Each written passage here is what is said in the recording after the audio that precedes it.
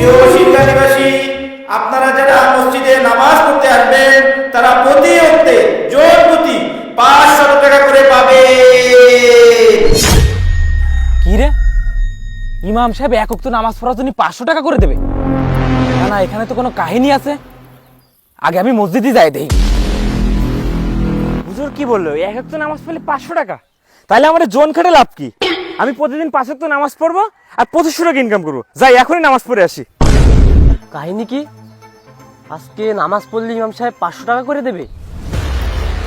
বিষয়টা যায় দেখতে হবে। কি ব্যাপার, ইমাম সাহেব মসজিদে এক ওয়াক্ত নামাজ পড়ার জন্য 500 টাকা দিচ্ছে? এতেও তো নিশ্চয় একটা কাহিনী আছে, ব্যাপারটা দেখতে আসছে। আগে যাই, মসজিদে যাই।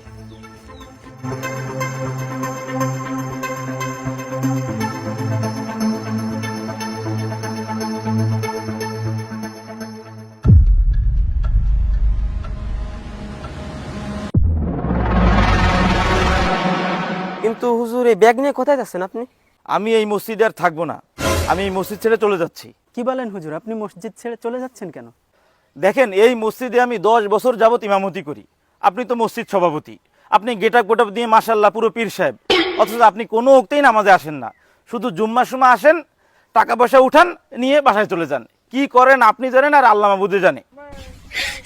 দেখেন, আপনারা তো নিজেরাই 5 ওয়াক্ত নামাজ পড়তে আসেনই না, কোনো মুসল্লিরাও আসে না। মাঝে মধ্যে তো আমার একারই নামাজ পড়ে চলে যাইতে হয়।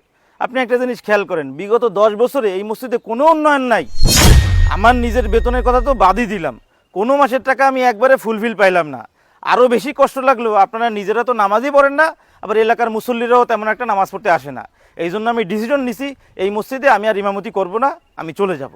হুজুর, আপনি আমাদের শেষ রিকোয়েস্টটা রাখেন। আপনি এবারের মতন যায়েন না। আর মসজিদে যত মুসাল্লি হয় আমরা সেই ব্যবস্থা করতেছি ইনশাল্লাহ। ঠিক আছে, আপনাদের শেষ রিকোয়েস্টটা আমি রাখতেছি, আমি মসজিদেই থেকে যাব, তবে এটাই কিন্তু শেষ। ঠিক আছে হুজুর।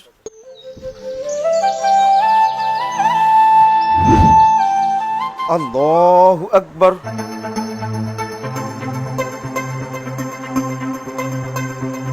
আলহামদুলিল্লাহি রাব্বিল আলামিন, আর রহমানির রহিম। আসসালামু আলাইকুম রাহমাতুল্লাহ, আসসালামু আলাইকুম রাহমাতুল্লাহ। নামাজ তো শেষ, টাকা দেবে না? দাঁড়া দাঁড়া, শুনছি।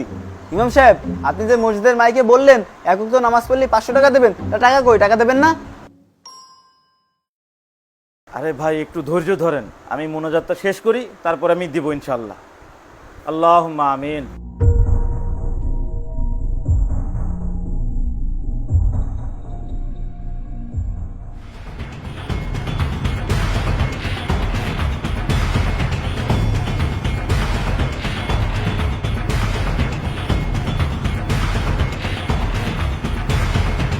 যাক, হুজুর তাহলে সত্যি কথাই কইছে। এখন থেকে প্রতিদিন 5 ওয়াক্ত নামাজ পড়বো, আর প্রতি ওয়াক্তে 500 টাকা করে 2500 টাকা নিয়ে বাড়ি যাবো। চল। এই হুজুর প্রতি ওয়াক্তের নামাজে 500 করে টাকা দেবে? হুজুর কি পাগল হয়ে গেল নাকি? ওরে হুজুর পাগলাই হোক, প্রতিদিন 5 ওয়াক্ত নামাজ পড়বো আর 5 2500 টাকা নিয়ে চলে যাবো। এই জোন দেওয়ার থেকে তো এটা ভালো। চল বাড়ি চল। হয়, ঠিক, চল চল। আসসালামু আলাইকুম রাহমাতুল্লাহ, আসসালামু আলাইকুম রাহমাতুল্লাহ।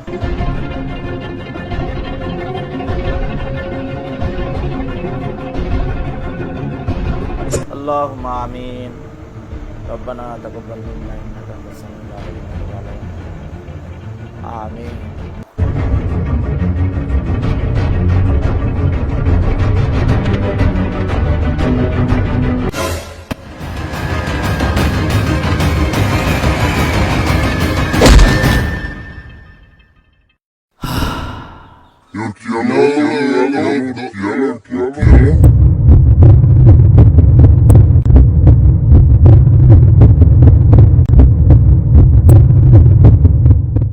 ইন্না লিল্লাহি ওয়া ইন্না ইলাইহি রাজিউন।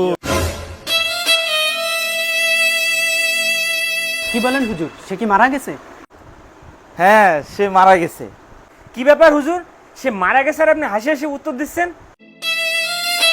শুনেন মুসলমান ভাইগণ, রাসূলুল্লাহ সাল্লাল্লাহু আলাইহি ওয়াসাল্লাম বলেছেন, আউয়ালু মা ইউহাসাবু বিহিল আবদু ইয়াউমাল কিয়ামাতিস সালাহ।